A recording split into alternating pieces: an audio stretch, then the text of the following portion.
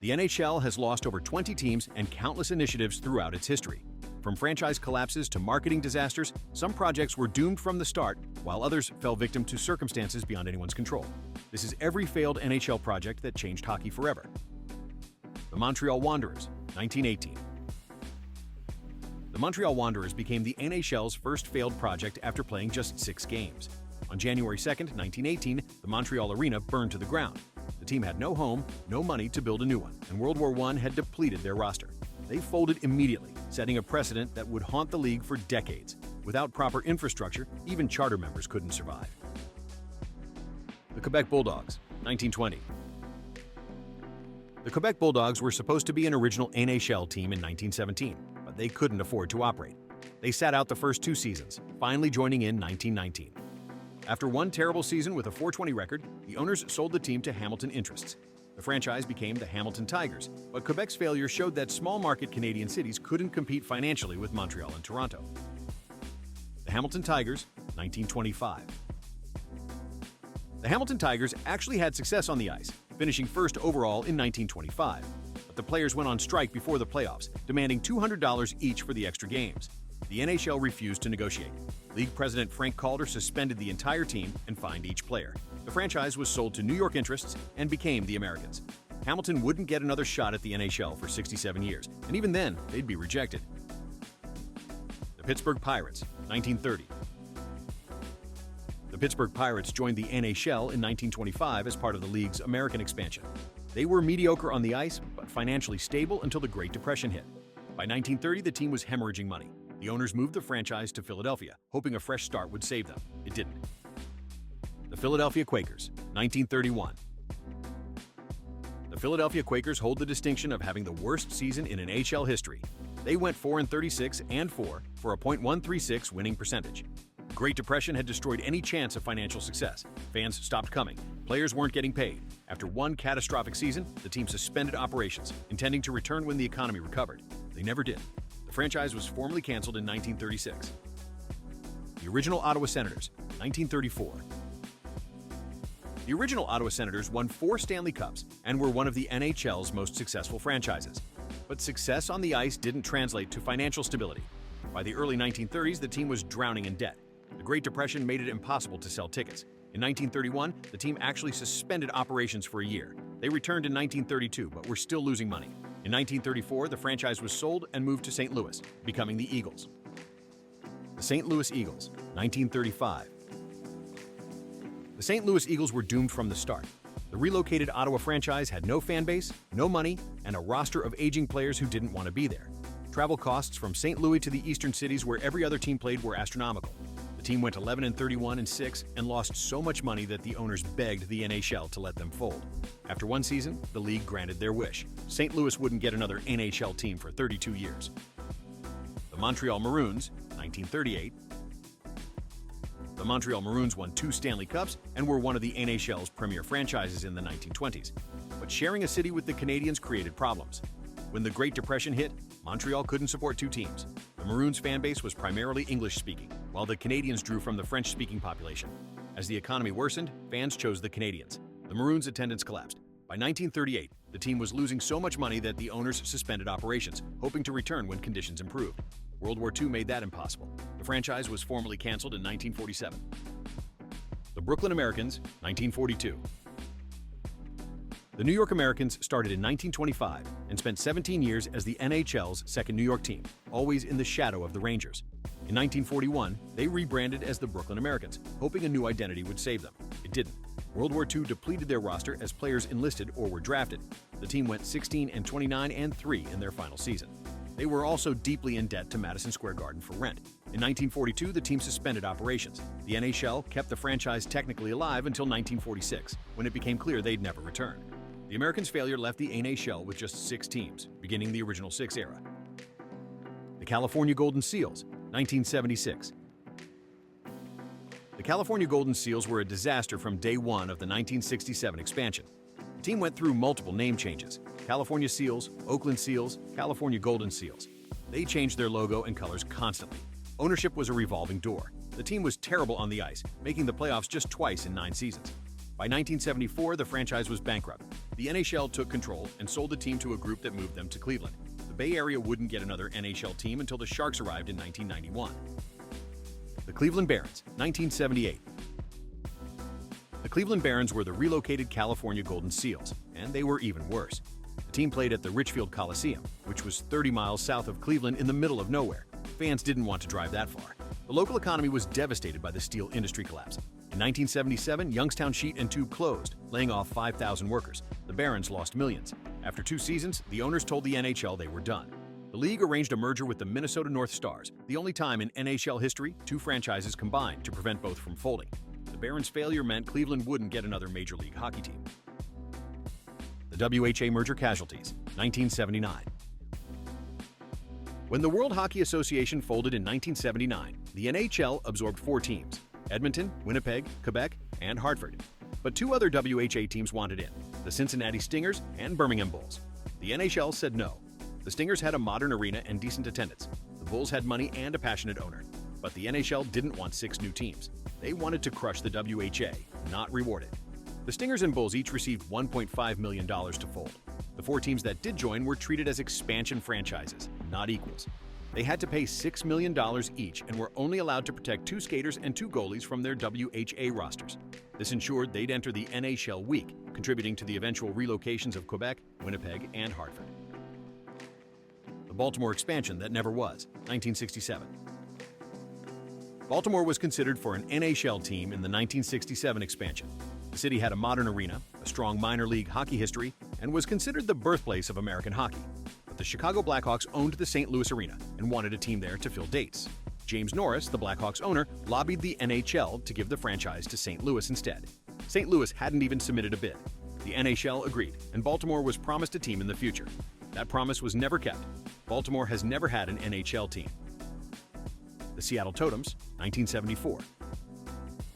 Seattle was awarded an NHL expansion franchise in 1974. The city had a strong hockey tradition with the Seattle Totems of the Western Hockey League. The ownership group, led by Vince Abbey, seemed solid, but they missed the deadline to pay the franchise fee. The NHL gave them an extension. They missed that deadline too. The league revoked the franchise. Seattle wouldn't get another chance until 2021 when the Kraken finally brought the NHL to the Pacific Northwest. The Denver Spurs, 1975. The Denver Spurs were supposed to join the NHL in the 1976 expansion. The ownership group, led by Ivan Mullinix, had money and a plan. But before the NHL expansion happened, the World Hockey Association offered Denver a team immediately. Mullinix took the WHA deal, and the Denver Spurs joined that league in 1975. The team was a disaster.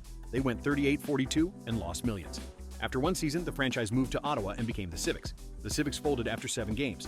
Denver's NHL expansion bid died with the Spurs' failure. The city wouldn't get an NHL team until the Quebec Nordiques relocated and became the Colorado Avalanche in 1995. The Saskatoon Blues, 1983. In 1983, the St. Louis Blues were on the verge of moving to Saskatoon, Saskatchewan. The team's owner, Ralston Purina, wanted out of hockey. They'd found a buyer in Saskatoon led by Bill Hunter, the founder of the WHA. The deal was done, but the NHL Board of Governors voted 15-3 to block the move. They didn't want a team in a small Canadian market. Ralston Purina was furious. They sued the NHL and essentially abandoned the franchise. In the most bizarre protest in NHL history, the Blues didn't send a representative to the 1983 NHL entry draft. They forfeited all their picks. The team had no owner, no management, and no plan. The NHL scrambled to find a local buyer. Harry Ornis purchased the team and kept it in St. Louis, but the Saskatoon bid remains one of the strangest failed relocations in sports history. The Hamilton expansion bid, 1992. Hamilton, Ontario was the favorite to land an NHL expansion team in 1992. The city had a modern arena, a passionate fan base, and an ownership group led by Ron Joyce, the co-founder of Tim Hortons. But Joyce tried to negotiate the $50 million expansion fee, asking for a payment schedule that made business sense. The NHL refused. The fee was non-negotiable, payable immediately. Joyce walked away, calling the NHL's terms poor business sense. Ottawa got the franchise instead. Hamilton has been trying to get an NHL team ever since, but the Toronto Maple Leafs and Buffalo Sabres have territorial rights and demand massive compensation for any team in Southern Ontario. The NHL has consistently chosen to protect existing owners over expanding into a guaranteed market. The Hampton Roads Rhinos, 1997. Hampton Roads, Virginia, was a serious expansion candidate in the late 1990s. The region had a population of 1.5 million and a proposed 20,000-seat arena. Marc Messier was a minority investor, but the arena financing fell apart. The city couldn't secure the bonds needed for construction. Without a guaranteed arena, the NHL moved on. The expansion went to Nashville, Atlanta, Columbus, and Minnesota instead. Hampton Roads never got another chance. The Nashville Predators relocation to Hamilton, 2007. In 2007, Jim Balsillie, the billionaire co-founder of BlackBerry, tried to buy the Nashville Predators and move them to Hamilton. He offered $220 million, far more than the team was worth. The deal included a clause that the team would relocate to southern Ontario. The NHL blocked it. Commissioner Gary Bettman said the league wouldn't approve any sale that included a prearranged relocation. The Predators stayed in Nashville. Balsillie tried again with the Phoenix Coyotes in 2009. The NHL blocked that too. The league made it clear Hamilton would never get a team as long as Toronto and Buffalo had veto power. The Phoenix Coyotes, 2024. The Arizona Coyotes were a 27-year failed project. The team relocated from Winnipeg for the 1996 to 97 season and never found stability. They played in a basketball arena where a third of the seats had obstructed views. In 2003, they moved to Glendale, 30 miles from Phoenix, alienating their fan base. The team went bankrupt in 2009. The NHL took over operations, owning and running the team for 4 years while searching for a buyer. Every owner who bought the team lost money. The relationship with Glendale deteriorated. The team moved to Arizona State University's 5,000-seat arena in 2022. The plan for a new arena in Tempe was rejected by voters in 2023. In 2024, the NHL finally gave up. The franchise was sold to Salt Lake City and became the Utah Hockey Club. Arizona's failure proved that even the NHL's commitment to Sunbelt expansion has limits. The Fox Tracks Glow Puck, 1996. In 1996, Fox Sports introduced Fox Tracks, the infamous Glow Puck. The technology embedded infrared LEDs and batteries inside the puck, making it glow blue on TV and leave a red comet trail when shot hard. Fox spent millions developing the system, believing it would help casual viewers follow the puck on standard-definition TVs. Hardcore fans hated it. They saw it as an insult to their intelligence, a gimmick designed for people too stupid to follow hockey. Canadian fans were especially offended. The technology was impressive, but the execution was a disaster. The puck weighed about 6.0 ounces versus regulation 5.5 to 6.0 ounces max, potentially affecting play. The glow was distracting. After 2 seasons, Fox quietly killed the project. The glow puck became a symbol of everything wrong with American TV networks trying to fix hockey. The Guardian Project, 2011. In 2011, the NHL partnered with Stan Lee to create The Guardian Project, a series of superhero characters representing all 30 teams. The plan was to create comics, movies, and merchandise to attract younger fans. The execution was horrendous. The characters were embarrassingly bad. The Toronto Maple Leafs hero threw sap bombs. The Edmonton Oilers character hosed enemies with crude oil. The Calgary Flames hero was literally just a guy on fire. Fans mocked the project mercilessly. The comics sold poorly. The planned multimedia empire never materialized. The project cost tech firm Oxford Metrics Group an 80% drop in profits and led to a lawsuit. Within a year, the Guardian Project was dead, remembered only as one of the NHL's most tone-deaf marketing failures. The Dallas Stars Mooterus jersey, 2003. In 2003, the Dallas Stars unveiled an alternate jersey featuring a star constellation that formed a bull's head, nicknamed the Mooterus. The design was meant to honor Texas and the team's name. Instead, fans immediately noticed the constellation looked like the female reproductive system. The jersey became a national joke. Sports Illustrated called it one of the worst jerseys in sports history. The Stars wore it for 3 seasons before quietly retiring it. The Mooterus remains a cautionary tale about what happens when design teams don't consider how fans will actually perceive their work. The Buffalo Sabres Buffaslug, 2006. In 2006, the Buffalo Sabres unveiled a new logo that fans immediately dubbed the Buffaslug. The design was meant to be a modern, aggressive buffalo. Instead, it looked like a cartoon character. Fans hated it so much they organized protests. Season ticket holders threatened to cancel. The team tried to defend the logo, saying it represented a new era. Fans didn't care. After 5 years of constant mockery, the Sabres brought back their classic logo. The Buffaslug is now used as an example of how not to rebrand a sports team. The New York Islanders Fisherman, 1995. In 1995, the New York Islanders introduced a new logo featuring a fisherman holding a hockey stick. The team wanted to honor Long Island's maritime history. Fans saw it as a betrayal of the franchise's 4 Stanley Cup dynasty. The logo was mocked relentlessly. Players hated it. Fans refused to buy merchandise. After just 1 season, the Islanders brought back their classic logo. The fisherman jersey is now a collector's item, but only because it represents one of the biggest branding failures in NHL history. The Dead Puck Era, 1995 to 2004. The Dead Puck Era wasn't a single failed project, but a systemic failure of the NHL to maintain an entertaining product. In the mid-1990s, coaches figured out how to exploit the rules. The neutral zone trap, the left wing lock, and the two-line pass rule combined to create a defensive stranglehold. Games regularly ended 1-0 or 2-1. Scoring dropped to historic lows. Goalies wore equipment so large they could cover the entire net. Referees stopped calling penalties for clutching and grabbing, allowing defenders to tackle offensive players. The game became unwatchable.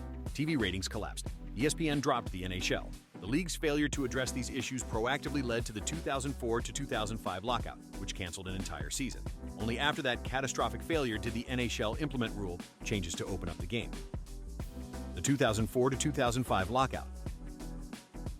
The 2004 to 2005 lockout was the ultimate failed project. The NHL and the Players' Union couldn't agree on a salary cap. The owners locked out the players on September 16, 2004. Everyone assumed they'd settle by Christmas. They didn't.